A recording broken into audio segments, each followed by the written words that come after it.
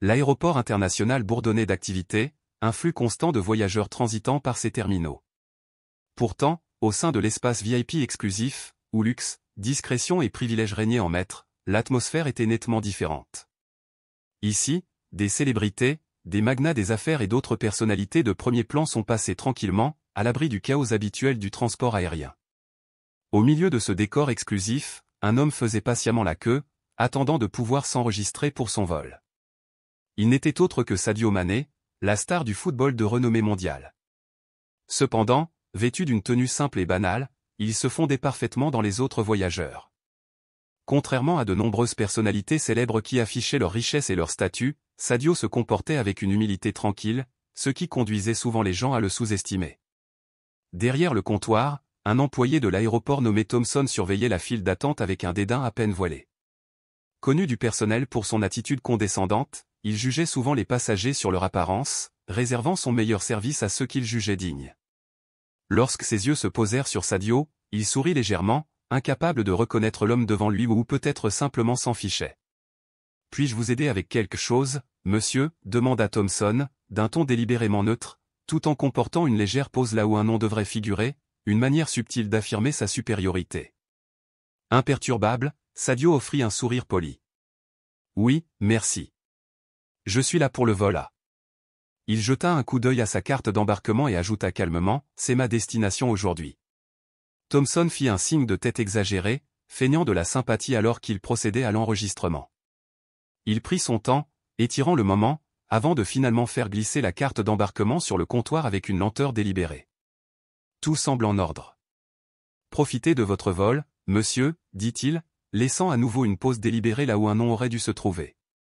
Avez-vous des demandes particulières pour votre voyage ? Son ton suggérait qu'il doutait que Sadio ait quelque raison d'attendre un traitement spécial. Sadio, toujours calme, fit un autre signe de tête poli. Non, j'ai juste besoin d'un vol tranquille. Merci. Alors qu'il se tournait pour partir, Thompson marmonna dans sa barbe, ces mots à peine audibles, « J'espère que votre vol se déroulera aussi bien que votre vie, je suppose. » Une expression suffisante apparut sur son visage alors qu'il passait au passager suivant. Il n'a pas remarqué le bref regard entendu dans les yeux de Sadio, un regard qui aurait pu être confondu avec de l'amusement ou quelque chose de plus profond, quelque chose qui ressemble à une promesse tacite. Le jeu, semblait-il, venait tout juste de commencer, et Thompson n'avait aucune idée de qui il venait de renvoyer si inconsidérément. Alors que Sadio se dirigeait vers le salon VIP, il devint de plus en plus conscient des regards persistants des autres voyageurs. Certains commençaient à le reconnaître, les yeux plissés de curiosité. Même si ses vêtements sobres n'annonçaient pas vraiment sa présence, il y avait en lui une aura indubitable, une confiance tranquille qui faisait que les gens le remarquaient. Au bar lounge, un sympathique barman à l'allure décontractée l'a accueilli chaleureusement. Alors qu'il préparait savamment un verre, il entama une conversation informelle, lui posant des questions sur les voyages de Sadio. La star du football a répondu avec un réel intérêt, déplaçant le sujet vers sa destination. Désireux de partager, le barman a recommandé avec enthousiasme les lieux incontournables, énumérant les sites pittoresques, les spécialités locales et les trésors cachés connus uniquement des locaux. Leur conversation s'est déroulée sans effort, un contraste frappant avec l'interaction précédente au comptoir d'enregistrement. Sadio écoutait attentivement, son sourire ne s'effaçait jamais.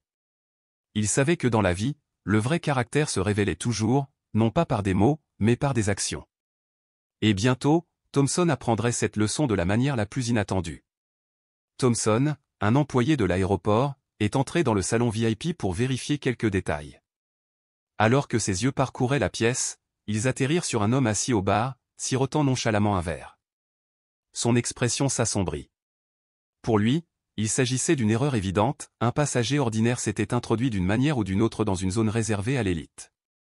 D'un air d'autorité, il s'approcha du bar, d'un pas délibéré. « Excusez-moi, monsieur, dit-il, sa voix empreinte d'une condescendance à peine dissimulée. Il hésita avant de continuer, comme s'il avait du mal à s'adresser à l'homme avec ne serait-ce qu'un soupçon de respect. « Je crains que ce salon ne soit réservé qu'aux passagers de première classe ou à ceux bénéficiant d'un accès VIP vérifié. J'aurais besoin de voir votre passe. » Son ton était clair, il doutait que cet homme puisse avoir sa place ici.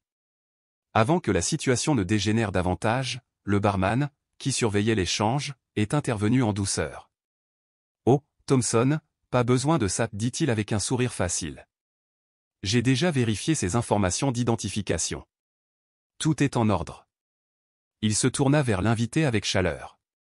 En fait, il apprécie notre service gratuit. Les yeux de Thompson se plissèrent alors qu'il traitait l'information. Pendant un bref instant, l'incrédulité apparut sur son visage, rapidement remplacée par l'irritation. Mais il n'avait d'autre choix que de l'accepter. Redressant sa posture, il se força à hocher poliment la tête. Je vois, marmonna-t-il, même si ses mots débordaient d'acceptation réticente. Puis, avec un sourire narquois à peine voilé, il ajouta, eh bien, dans ce cas, monsieur, j'espère que votre jus d'orange vaut ce luxe. Se retournant brusquement, il s'éloigna, marmonnant quelque chose dans sa barbe sur le fait que certains privilèges étaient accordés trop librement ces jours-ci. Sadio restait calme, son expression calme, même si une lueur d'amusement dansait dans ses yeux alors qu'il regardait Thompson se retirer. Le barman, visiblement embarrassé, se pencha légèrement. « Je suis vraiment désolé pour ça, monsieur. Vous ne croiriez pas. » Sadio leva la main, coupant court à ses excuses avec une grâce facile. « Pas besoin de s'excuser, dit-il chaleureusement.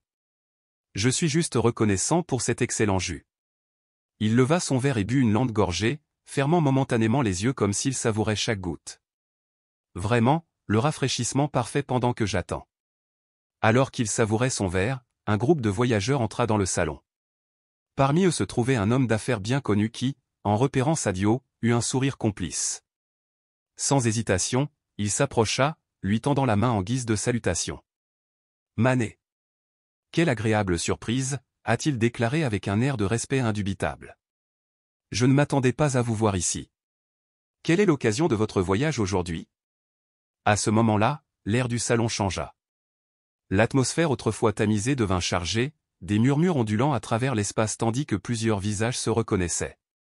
Le passager ordinaire que Thompson avait si facilement écarté n'était autre que Sadio Mané. De l'autre côté de la pièce, les mouvements de Thompson ralentissaient. Une vague de confusion l'envahit, laissant rapidement place à l'horreur naissante. Il s'approcha avec hésitation, sa confiance d'antan étant désormais ébranlée. Sa voix, autrefois ferme et condescendante, faiblit. « Excusez-moi, monsieur » commença-t-il, mais cette fois, la pause avant le nom n'était pas par arrogance, c'était une pure incertitude.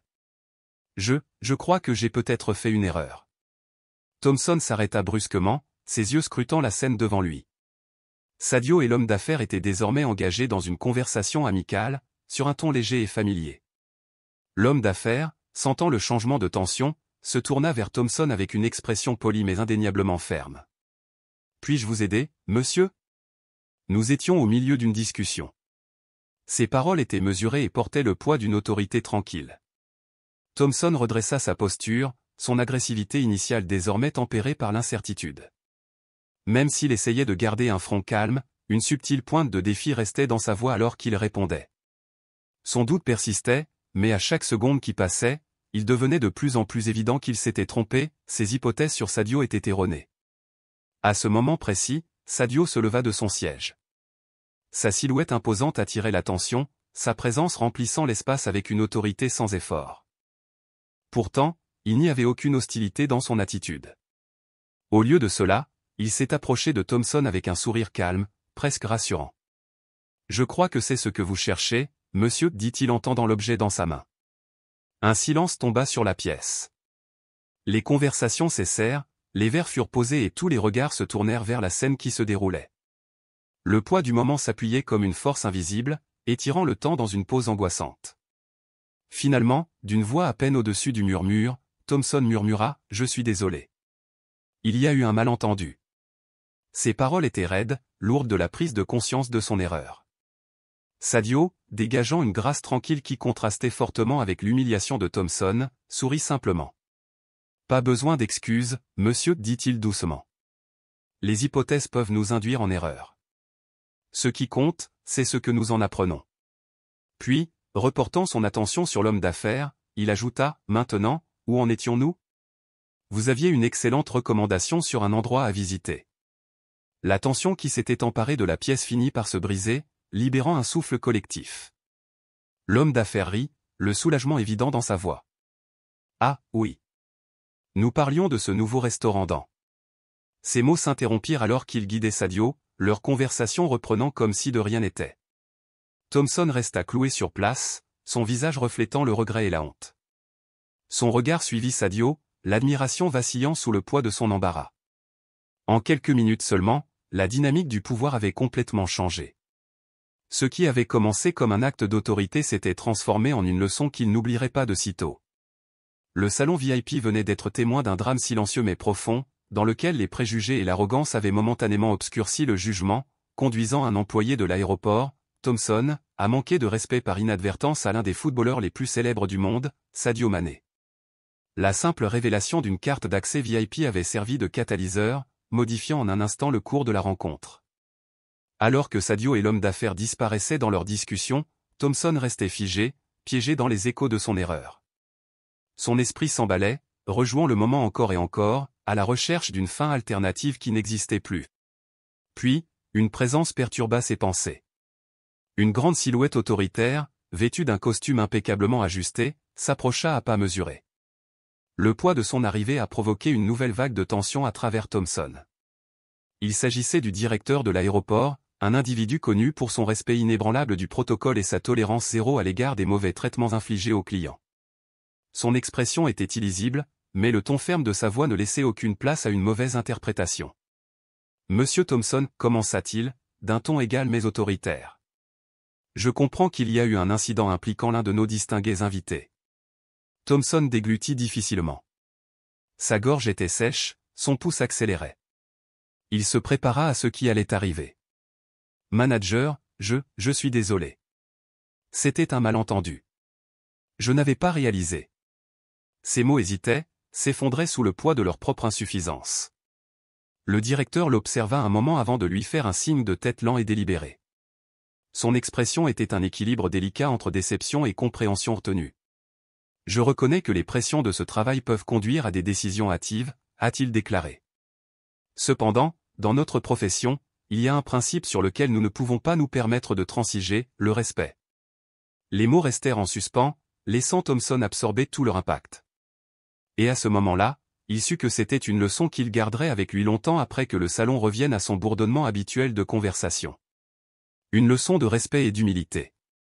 Thompson, bien que perplexe, suivit docilement le directeur vers une salle privée. En entrant, ils furent accueillis par un homme distingué vêtu d'un costume impeccablement coupé. Au moment où ses yeux se sont posés sur Sadio Mané, il s'est levé, une présence chaleureuse mais autoritaire remplissant l'espace.